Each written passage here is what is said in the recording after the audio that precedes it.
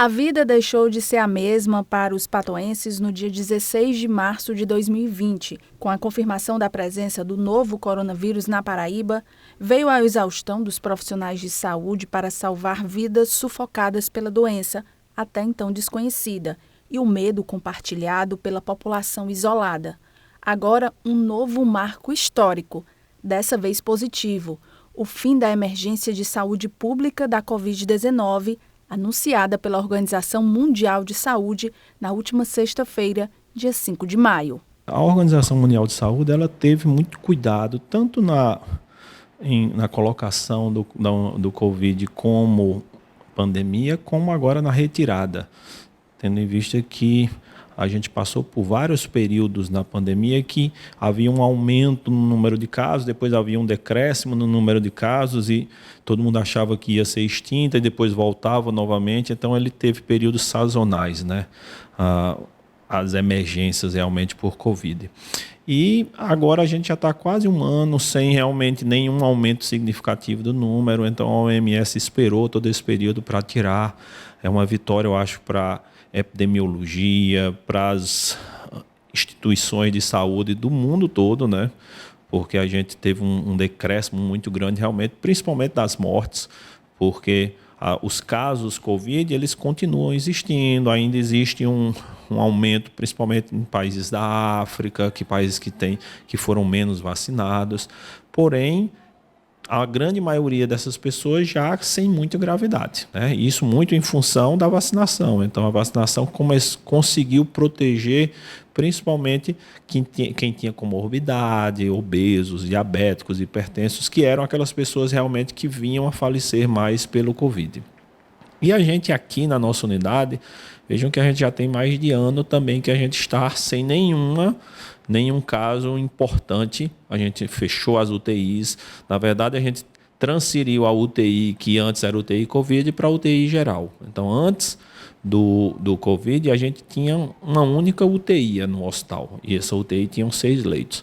Hoje nós temos 3 UTIs. E a gente, além das 3 UTIs, nós temos uma quarta, que é a UTI da hemodinâmica. Então, o serviço ficou mais robusto, ganhou muita coisa em relação às unidades de terapia intensiva.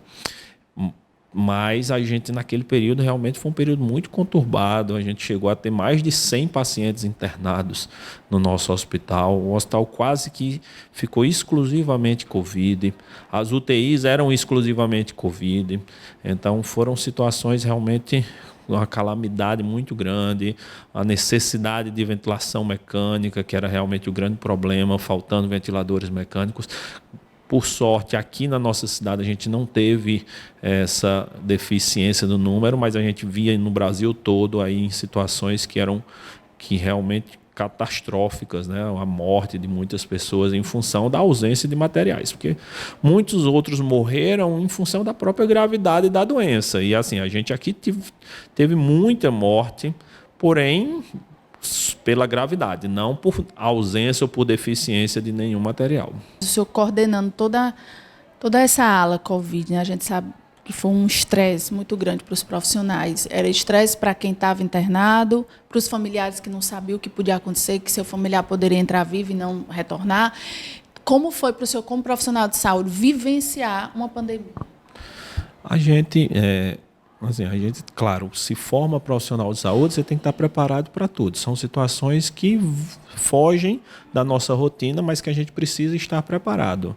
Então, houve uma preparação, acho que mental, muito importante, porque a gente estava entrando no desconhecido, né? Então, ninguém sabia a forma de transmissão, a capacidade de transmissão dessa doença, mas a gente entendia a gravidade dela, porque já tinham relatos na China, na Europa, de muitas mortes, e a gente precisava realmente de uma equipe que tivesse mais predisposição, principalmente pessoas mais jovens, que a gente tentou trazer, já porque tinham menos comorbidades, que traziam realmente uma imunidade melhor, para que formassem esse corpo clínico, né? Desde médicos, fisioterapeutas, enfermeiros, técnicos de enfermagem e toda a equipe de apoio que a gente continuava precisando, nos serviços de limpeza, maqueiro. Então essas pessoas todas foram envolvidas. Mas realmente o mais importante era esse trabalho, seja pessoal, seja familiar, porque as famílias precisavam realmente que a gente levasse a segurança para casa. Então, tantas e tantas vezes a gente deixou de ir para casa porque, eu acho que eu me contaminei, a gente esquecia, tirava uma máscara de forma errada, tocava em algum ambiente que poderia estar contaminado. Então foi um estresse muito grande, mas por sorte a gente, assim, as perdas realmente de profissionais, principalmente no nosso hospital, foram mais relacionados a essas pessoas que tinham comorbidades. Então, a gente, graças a Deus, passou quase que ileso por esse processo, e aí estamos todos aí, conseguimos absorver muitos desses profissionais, hoje continuam na instituição, e os outros que não foram absolvidos, mas estão trabalhando, tiveram uma experiência que vai servir para a vida toda.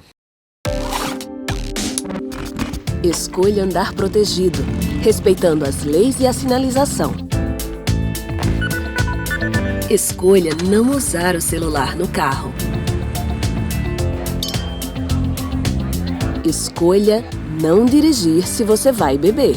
No trânsito, o que você faz toda a diferença. Escolha a vida. Maio Amarelo, uma campanha Detran e Governo da Paraíba.